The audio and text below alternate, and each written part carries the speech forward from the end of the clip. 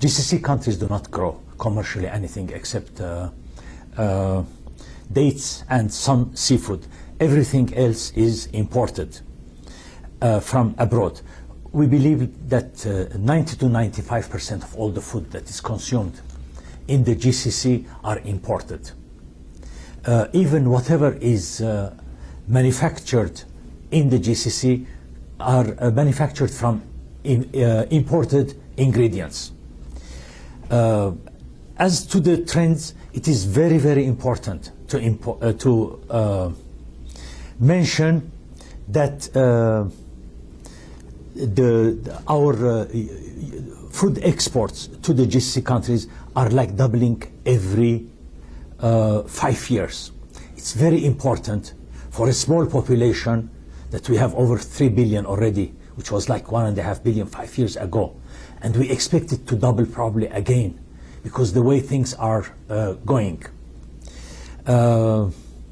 It is very important also to mention that 60% of all these imports are consumer-ready products. In other words, the GCC countries are not markets for grains and like commodities. The other group of products that is what we call intermediate products, and that is about another 20%. So 80% of all the food that is imported is either consumer ready directly to the like supermarkets or the hotels and so on, or products that are intermediate and they are going to go into the manufacturing. So these are very important. It's different from other places in the Middle East, like in Morocco or Egypt and so on, where they import a lot of grains and so on, but not in the Middle East because there isn't that big livestock industry or something that that they need the corn and so on. There is some, but it's not so. So this is very important for us at the food export because we are more interested in the consumer-ready products. What are the trends?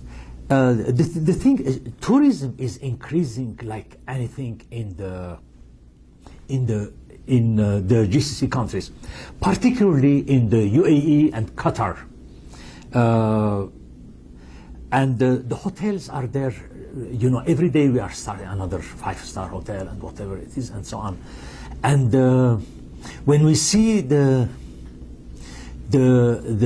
statistics on the hotels that are online being built now in the Middle East, like 40 or 50% of them are in Dubai alone.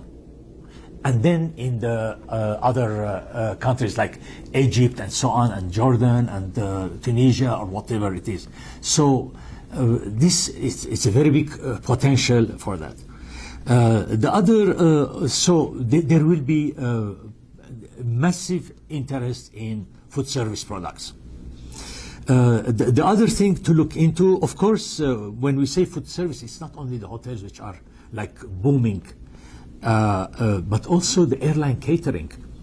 Like Dubai Airport has become now the #1 international airport in the world, more important than Heathrow in terms of international, and it's receiving 65 million visitors.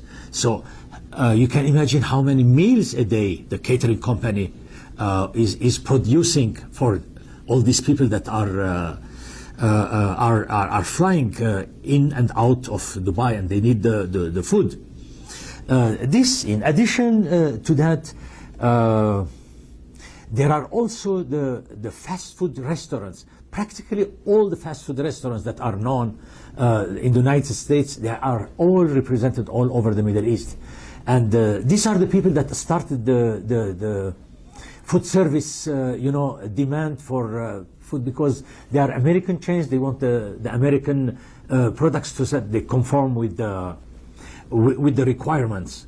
So they started, but then the hotels took over, and then now the airline is going to take over.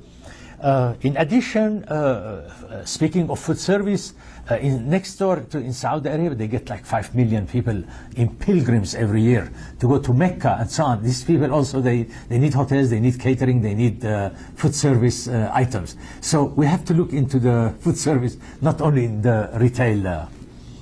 The other thing that is coming, there is a big trend into manufacturing in the GCC countries, particularly in Saudi Arabia and the UAE, and to some extent into Kuwait.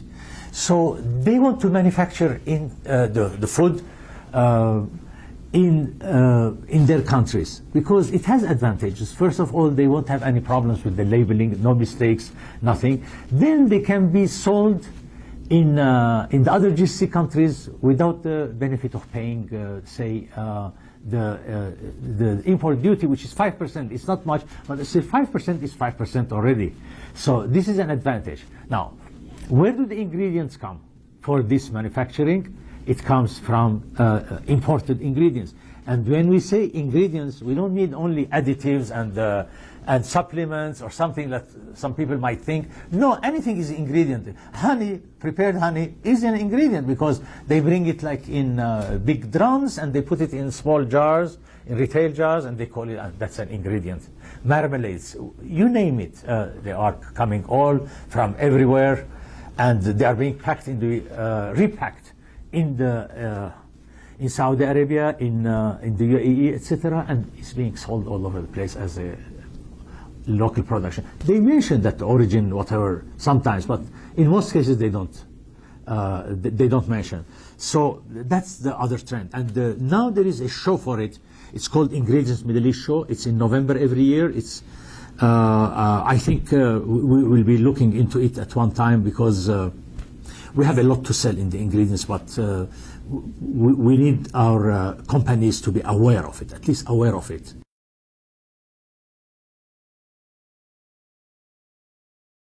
Competition is by sector. It depends on the product. Yes, you are right that products are coming from Australia, from India, and from Europe, whatever. We have to ask, what's the product? On the consumer-ready products, like canned products or manufactured products, Europe has an edge because Europe has been in the market before us, and they have, you know, they have relations because these countries were under British rule, so the British have already have been stepped into the market before us. So the people like this and so on. But more and more people are going into American products for a very important advantage. 5 of the 6 GCC countries I cover, their currencies are pegged to the US dollar. So it's known. I mean, since 20, 25 years, it's the same. It doesn't change. While, on the other hand, the currencies of the Europe, which is euro, and the Australian and the British pound and so on, they do fluctuate and they are increasing, say, against the dollar, which is making our products more competitive price-wise. But more important than that, the importers need stability. They know that I'm going to buy this at this dollars, okay, times 3.7, which is the peg. So this is going to. They do not want to speculate on the currency difference. They might as well buy American products. This is how we are selling more, and in addition to our marketing activities, but we have an advantage because these people's currencies are pegged to the US dollar. And the stability is very important for an importer because he cannot keep on changing the prices up and down every few days and so on. So they want to buy a currency that they know. Otherwise, our products are competitive. You know, I mean, the only disadvantage we have is, okay, it's longer. The journey from America is longer than coming over to the Middle East and Europe. Europe is, in terms of shipping, is half the time. But on the other hand, the product at the origin is cheaper in the United States than in Europe. So more or less, we are doing very well.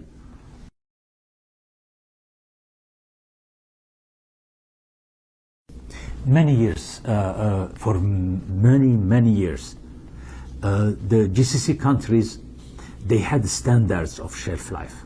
So they had long lists of this product shelf life is this product. Now, 2 years or 3 years ago, these were removed so that they can conform with the Codex Alimentarius. They said that there is no shelf life. We accept the shelf life of the manufacturer. And that's it. And the manufacturer knows better how long his product can last, and he's responsible. If it goes bad, he's responsible. Because it didn't make sense to put arbitrary shelf lives, because manufacturing practice in one country is different from another country. One product is another. One company is more, careful about, and so on. So they removed it. They said we accept the manufacturer shelf life, which is good. Even different manufacturers of the same product in the United States would have different shelf. We are accepting them. We are accepting them. The only products that have mandatory shelf life are those of the infant foods, because that's a sensitive thing. They have shelf life. Of course, it depends on what's the food, whether it's milk, whether it's the fruit mixes and so on for the babies and so on. These are otherwise there's no mandatory shelf life.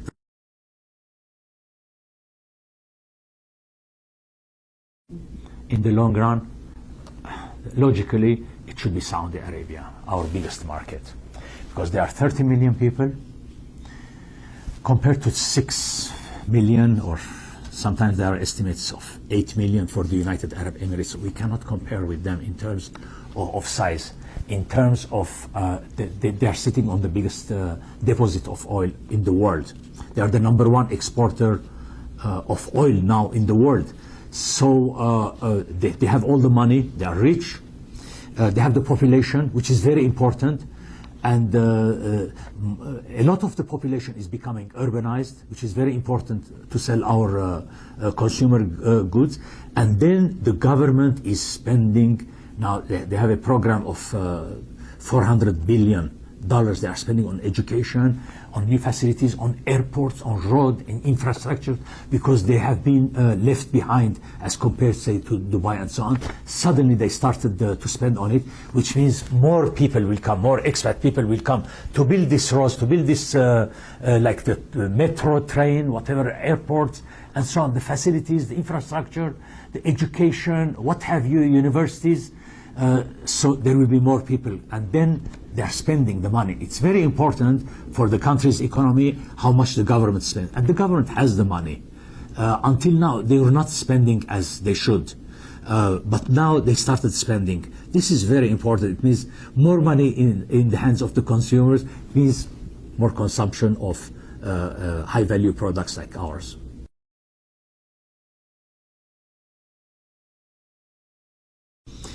These countries are very similar in their habits, in their regulations, and so on. So they can start in any of them. But the important is, first of all, they have to look what's the product. And then they can go into the statistics of the USDA and see what is selling in these markets, and which one fits. Obviously, as I said, the UAE is not the #1 market, particularly for consumer-ready products. #2 is Saudi Arabia. And then Kuwait is far #3, like 200 million, which is far behind in #3. And then the other 3 countries are very small. But it does not mean that they cannot sell there. But if they can sell in UAE, they can sell in Bahrain and Qatar and so on. And in most cases, for example, Oman buys practically everything from Dubai. These big shipments come and get offloaded in Dubai, and then they're trucked into Oman. The same also to Bahrain, because or Qatar, they go by coasters, small coasters, because it doesn't make sense. It's not economic to bring a large ship and offloading in Bahrain and so on, which is a small market, or Kuwait. This is how it's going. So they have to look statistics first. Now, you mentioned also Jordan and so on. I do not cover Jordan, but it's very important to look, because people hear about these countries on television and so on, but they think that they are very important in terms of our sales and so on. Like it happened, Jordan in terms of consumer-ready products is not important at all, for example. But I want people to look at the statistics to see it makes sense to target that market. And some of the other Middle East markets out of the GCC, they have very stringent regulations. This is not allowed, this is allowed, this is and they have some production, agriculture production, so they keep things out different from the GCC, which has no tariff or non-tariff barriers. So the statistics is the first. Then the next thing, of course, is to contact the food export, which contacts the in-market representative, and they say, does this work? Okay, so the in-market representative will have an idea and will answer that, yes, it can work, or not, or there is competition from this. This is what we are here for, to advise people where to go.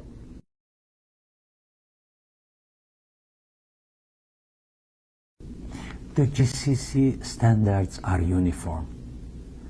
They are produced in Riyadh by the GCC Standards Organization, and it's accepted by all the GCC countries. They are the same. They are the same. There is no difference. If the question is on the halal, I already mentioned this, that it's the same for all. The halal certificate is required only for meat products, which is beef and mutton and poultry. That's it. No other food product or beverage require a halal certificate. The other products, whether it is cheese or it is mayonnaise or it is marshmallows or something, there could be an animal component, they do not need a halal certificate. It's a labeling issue. They have to mention on the label that this animal component is of beef or mutton or poultry. The only thing they want to know that it's not coming from a prohibited animal, which is like pork. That's the only thing. As to the products that you mentioned, that there is a component in it of vegetable origin, absolutely, there's no question about it. Okay, absolutely. We know that there are charlatans, that they want to make a buck, and they spread rumors that, oh, you need a halal certificate and so on. That's totally, it's baloney. There's no such thing. And if anyone has any question, any U.S. exporter has any question and says so and so importer in your country is asking for a halal certificate for something which does not require a halal certificate, such as something which is not meat or poultry, you can refer to us and we can take them to the Dubai municipality or the Kuwait municipality and so on, and they will get a reprimand. So it's very clear. People are trying to, make marketing. Unfortunately, some countries in Asia and so on, they are labeling water halal water. Halal is a procedure of slaughtering an animal. That's all. You can't slaughter water. So it's ridiculous even to hear about halal water. But they are putting halal labels or something on these products so that they can, play on people's religious feelings and, sell them. But that's not the law. The law is very clear and it's very strict.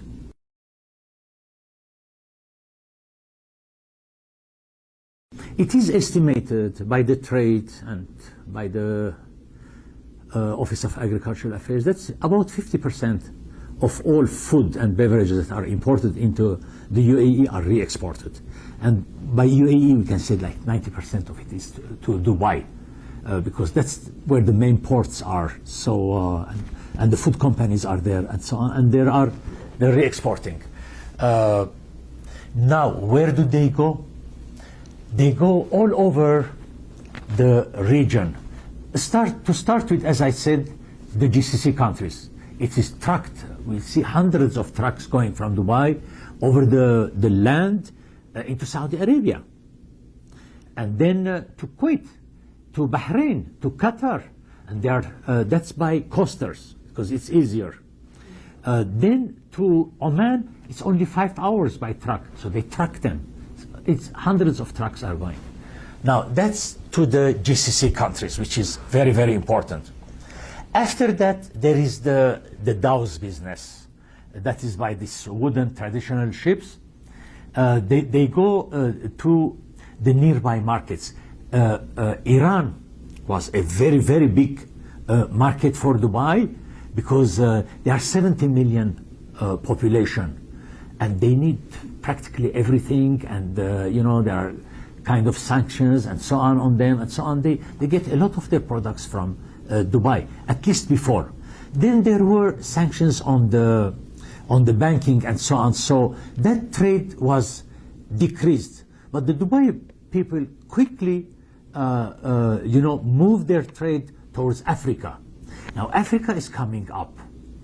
More people are like middle class, and they need the products and so on. There's so many of them. And so it's going to Africa. A lot of the former Soviet Union countries like Azerbaijan, Armenia, Turkmenistan, Uzbekistan, whatever it is, like the Asian countries of the former Soviet Union, they are getting their products from Dubai by ship and so on. So these are very, very important. Africa is very, very important, I know. I visit these companies. They are in a certain location in Dubai. I visit them, I sit there, I see the people that come. Many of them are employing African employees that are sitting there, someone from Ghana, someone from Nigeria, someone from Cote d'Ivoire, and so on, so that they speak in the languages of the customers that are coming. And these customers from Africa, it's very easy for them to come to Dubai than going somewhere else, because they can get the visa in 2 minutes through their hotel. And they have the cash, they can buy anything and say, put it on this towel and send it. It's very easy for them. So the Dubai merchants have facilitated this re-export business for them. I see a lot of these shops, they have African employees there from these countries that are their markets. So, the trades come, they speak with the Ghanaians come with the Ghanaian, the Nigerians speak with the Nigerian, and the business is going.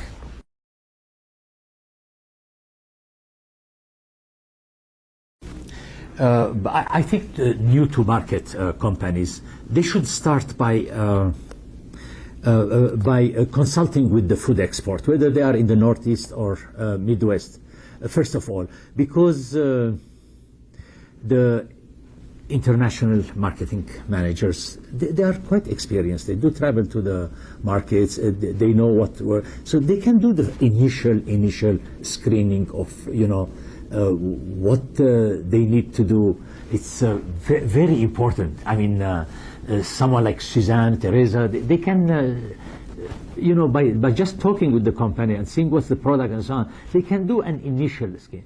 After that, it can go to the in-market to have more detailed background on what's the potential for this person's products and so on, and to advise on what activity to pursue.